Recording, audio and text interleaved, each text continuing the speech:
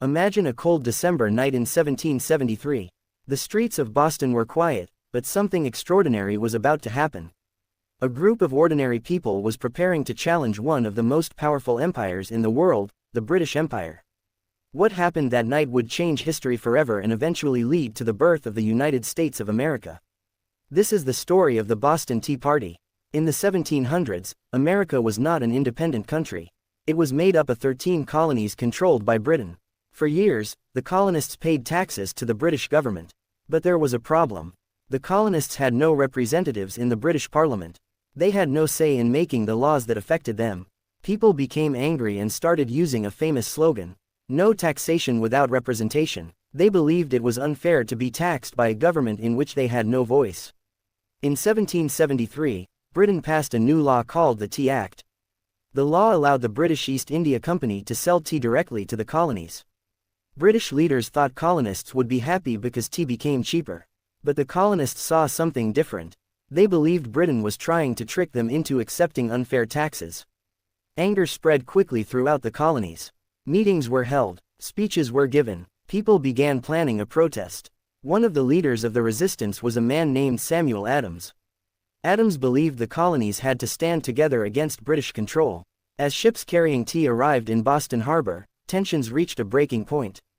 3 ships sat in the harbor loaded with hundreds of chests of tea.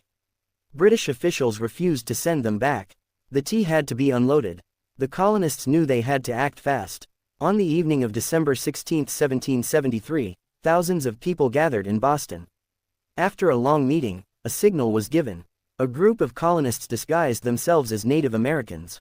Historians believe the disguises were symbolic and intended to hide their identities. The men marched toward the harbor. The crowd watched in silence.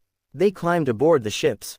Then the protest began. The protesters worked quickly. They broke open chest after chest of tea. Then they threw the tea into Boston Harbor.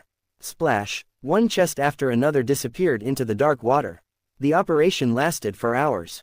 By the end of the night, more than 300 chests of tea had been destroyed. The tea was worth a huge amount of money. Yet the protesters damaged nothing else. They targeted only the tea. Their message was clear: they would not accept Britain's unfair taxation.